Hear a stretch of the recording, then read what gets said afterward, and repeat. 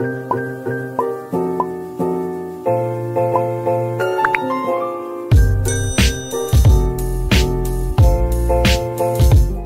semuanya, kembali lagi di channel YouTube aku, Tias Widi Rahayu. Nah, jadi di video kali ini aku mau sharing terkait jalur prestasi yang udah dibuka di Universitas Gadjah Mada tahun 2022. Jadi itu ada 4 ragam seleksi yang udah dibuka jalur prestasi tahun 2022 di UGM. Salah satunya yaitu penelusuran bibit unggul tidak mampu atau PBUTM, kemudian penelusuran bibit unggul kemitraan atau PBUK, kemudian penelusuran bibit unggul berprestasi atau PBUB, dan penelusuran bibit unggul SMA atau MA atau SMK, ini namanya PBU SMAK, khusus sarjana terapan sekolah vokasi. Nah, nanti aku bakal bahas satu persatu gimana sih cara pendaftaran untuk PBUTM, PBUK, PBUB, dan PBU SMAK. Nah, buat teman-teman yang baru mampir, jangan lupa untuk subscribe dan nyalain lonceng notifikasinya sehingga teman-teman gak bakal ketinggalan informasi terbaru dari channel YouTube aku. Oke, yang pertama aku bakal sharing terkait penelusuran bibit unggul tidak mampu.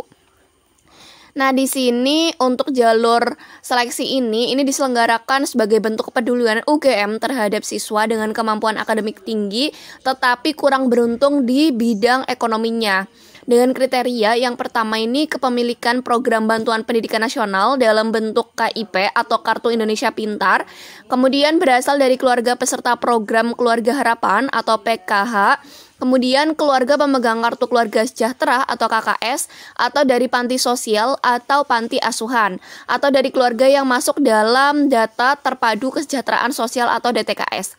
Kemudian yang kedua, pendapatan kotor gabungan orang tua atau wali atau suami istri ini maksimal sebesar 4 juta per bulan, dan atau pendapatan kotor gabungan orang tua atau wali ini jika dibagi keluarga maksimal 750.000.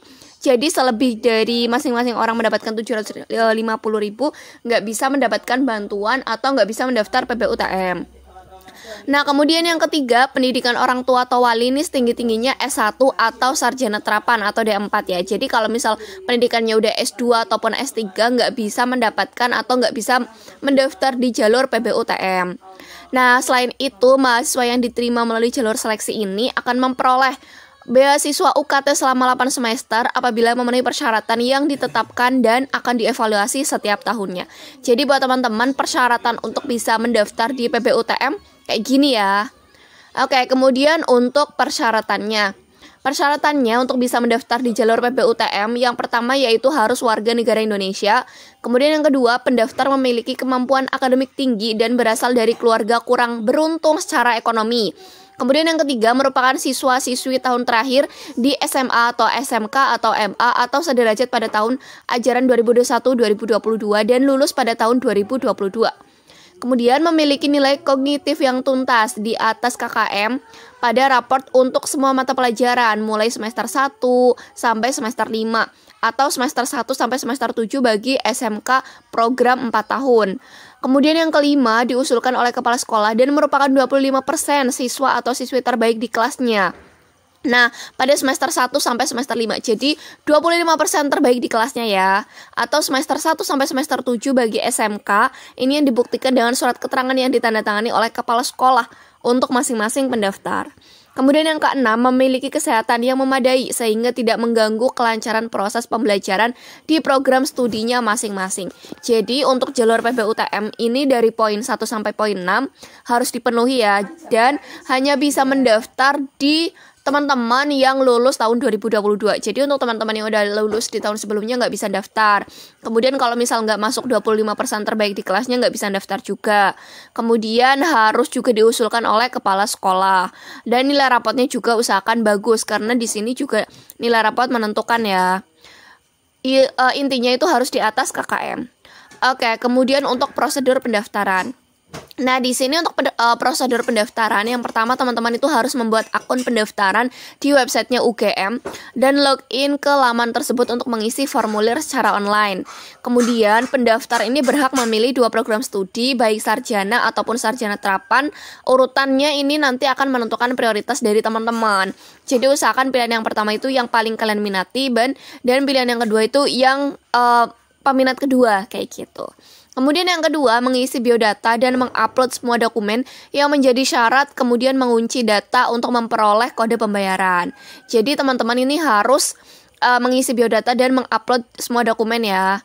Kemudian yang ketiga, membayar biaya pendaftaran sebesar 25.000 sesuai petunjuk pembayaran yang akan ada di akun pendaftaran. Jadi untuk teman-teman yang daftar di jalur PBUTM, biaya pendaftarannya hanya 25.000 dengan menggunakan kode pembayaran yang telah diperoleh. Kemudian yang keempat, mencetak bukti pendaftaran online melalui akun pendaftarannya masing-masing. Jadi setelah mendaftar harus dicetak bukti pendaftaran online-nya. Kemudian yang kelima, melihat pengumuman hasil seleksi pada tanggal 19 Mei. Jadi besok pada tanggal 19 Mei itu akan ada pengumuman hasil seleksinya kayak gitu. Nah, jadi untuk poin 1 sampai poin 5 teman-teman harus dipenuhi kayak gitu, prosedurnya harus dilalui secara benar. Oke, kemudian kelengkapan dokumen. Jadi ini ada beberapa dokumen yang harus kalian upload, di mana semuanya itu harus di-scan dokumen, kemudian diunggah, dan minimalnya itu 150 KB dan maksimalnya itu 800 KB. Jadi kalau misal filenya kurang dari ini, kurang 150 nggak bisa, dan lebih dari 800 nggak bisa. Nah, hasil scan-nya ini harus bisa dibaca secara jelas. Jadi kalau misal nggak jelas ya nggak bisa. Kemudian rapot asli yang harus diunggah ini juga atau rapot konversi dari sekolah dalam skala 100, khusus sekolah yang menggunakan nilai 4 atau 10. Jadi semuanya itu harus dalam angka 100, skala 100 kayak gitu. Bagi siswa-siswi kelas reguler mulai semester 1 sampai semester 5, dan bagi siswa-siswi SMK program 4 tahun ini mulai dari semester 1 sampai semester 7. Kemudian ini untuk surat rekomendasi dari kepala sekolah ini bisa diunduh di sini ya, ada formatnya juga. Jadi nanti untuk format semuanya harus dalam bentuk PDF. Kemudian sertifikat prestasi dalam kejuaraan tingkat provinsi atau nasional atau internasional dan setara yang diperoleh selama menempuh pendidikan jenjang SMA atau SMK atau MA atau sederajat apabila ada. Maksimal ini 3 sertifikat juara terbaik. Jadi kalau misal teman-teman nggak punya sertifikat ya nggak apa-apa, di sini boleh. Kemudian yang keempat, surat keterangan penghasilan kedua orang tua atau wali penanggung biaya berupa gaji atau penghasilan lainnya, misalnya sertifikasi profesi, tunjangan jabatan, dan tunjangan tambahan yang disahkan oleh yang pertama bendahara gaji pekerja sektor formal seperti PNS, TNI, Polri, karyawan swasta dan pensiun. Yang kedua, kemudian camat bagi yang tidak bekerja atau pekerja sektor informal, antara lain buruh, petani, nelayan, pedagang, wira swasta, mencantumkan rata-rata pendapatan selama 6 bulan terakhir. Jadi untuk teman-teman yang PNS, TNI, Polri, karyawan swasta dan pensiunan ini bisa menggunakan minta surat atau bendahara gaji, minta slip gaji gitu kan dari bendahara gaji. Kemudian kalau misal teman-teman dari bapak ibunya dari buruh, petani, ini bisa minta ke camat atau ke kelurahan bahwa penghasilannya sekian kayak gitu. Kemudian mengupload juga kartu keluarga dalam bentuk PDF, kemudian KIP atau KIPK atau kartu keluarga sejahtera atau KKS atau PKH atau kartu lainnya yang dikeluarkan oleh pemerintah, bukan surat keterangan tidak mampu ya. Kalau misal SKTM tuh nggak bisa. Nah, jadi teman-teman harus punya KIP atau KIPK atau PKKS, KKS atau PKH dalam bentuk PDF juga. Jadi untuk berkasnya dari poin 1 sampai poin 6 semuanya dalam bentuk PDF dan tidak boleh kurang dari 150 dan tidak boleh lebih dari 800. Karena nanti nggak bisa diupload ya, kayak gitu. Nah, kemudian untuk jadwal seleksinya nih, jadwal pendaftaran secara online ini ternyata sudah dibuka pada tanggal 31 Maret sampai 13 April 2022. Jadi kurang 10 hari penutupan. Kemudian pembayaran biaya pendaftaran ini sesuai jadwal yang tercantum pada kode pembayaran masing-masing. Jadi biasanya itu dikasih waktu 1 kali 24 jam, tapi tergantung juga dari ketentuan dari UGM juga. Kemudian untuk pengumuman hasilnya itu tanggal 19 Mei. Jadi tidak ada seleksi lainnya, hanya pendaftaran online kemudian pengumuman pada tanggal 19 Mei 2022. Jadi teman-teman pastikan bahwa teman-teman itu sudah mengupload secara benar, berkasnya udah benar semua, berkasnya udah lengkap semuanya, kemudian tinggal verifikasi pembayaran dan yang lainnya. Teman-teman tinggal menunggu pengumuman pada tanggal 19 Mei. Jadi ini sistemnya seperti SNMPTN tahun 2022. Nah, mungkin segitu aja penjelasan dari aku terkait penelusuran bibit unggul tidak mampu 2022 yang ada di Universitas Gadjah Mada.